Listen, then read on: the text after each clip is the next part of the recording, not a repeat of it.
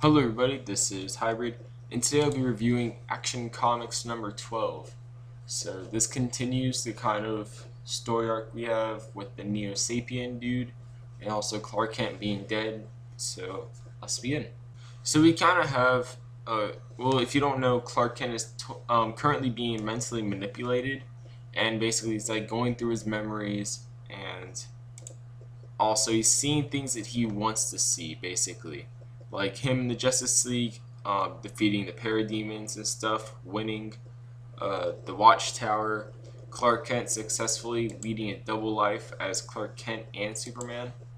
He sees Pa and Ma Kent in Smallville. Then also, he marries Lois Lane. But then, by the time he gets to that point, he notices, he's like, wait, hold up. A dream come true? I'm marrying Lois Lane? Then it turns out, they're not being married. And we go back to kind of present day, really. Lois Lane's dying right now because she got attacked by the Neo Sapien guy. Or not attacked by him, but in the process of him appearing, she got hurt. So then Superman snaps out of it and he realizes, oh crap, I'm basically being mentally manipulated. Which the guy, I'm just gonna call him the Neo Sapien because I forgot what his real name is. It's been a month, and I'd rather just call him Neo Sapien because that's really all anyone cares about regarding him. He's basically, saying that he needs to take Lois Lane's niece because she's also Neo Sapien. So what if there's a whole bunch of Homo sapiens? They don't matter. There's tons of them, but there's only a very few amount of them. Superman wants to save Lois, but also wants to keep this guy away from her niece, who has telekinesis, by the way. Superman fights the Neo Sapien again, but he just uses telekinesis against Superman.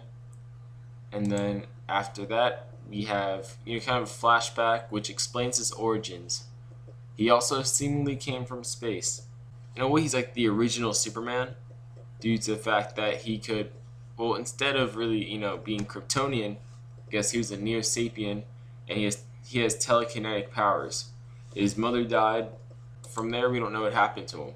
So he's the Blake Farm ghost, guy doing all these phenomenon. It's also revealed that his father, or adoptive father, blames him for his mother's death because he says, you're not human. And then all of a sudden, these things called long hairs came. I guess they explained what he is to him. Anyways, I guess these floating things, they search the universe for people like him, Neo Sapiens. So they fight some more. Well, see, they fight until basically he just goes away. Like he teleports because he can do that. And then we have Lois, she's dying. So Superman brings her to a hospital, but they tell her you're not the medical, the surgery could take hours, and most likely she'll die due to, the serious internal injuries. So Superman pulls what I call a Bart Allen, because I remember reading Teen Titans pre-New 52, and Bart Allen basically doing the same thing, which is going to the library and reading every single book in there. So Superman just read every medical textbook ever published, and now he knows everything medical-wise, pretty much. With his X-ray vision and his supernatural abilities, he does surgery on Lois Lane, and he even uses heat vision as a kind of way to not clean the wounds, but to, I guess, kind of seal and cauterize the surgical area where he cut her at, barely leaving a scar as well, which in turn saves Lois Lane's life, so she should be grateful. After that, we go to Superman turning back into Clark Kent, and Batman shows up, gives him a flash drive, which basically, I guess, is a wave that Clark Kent can come back. And also, Batman's like, what, Clark Kent should come back, and honestly, I need to get back to my work, so you do your stuff and take care of it. But then we go to Clark Kent's apartment again, and we see, it turns out the lady that we all thought was just a lady is actually one of those like nymphs from the fifth dimension. and it seems that she was in a relationship with Mixoplectical, which I'm not gonna say his name because it's really hard and weird to pronounce. But anyways, if you don't know who that is, that's a little tiny nymph guy from the fifth dimension that always warps reality to mess with Superman. He can only come, I guess, like once a year, and when he does come though, he can be defeated if you get him to say his name backwards. So it turns out, I guess he was killed by the King Thing, and I guess that guy hates him.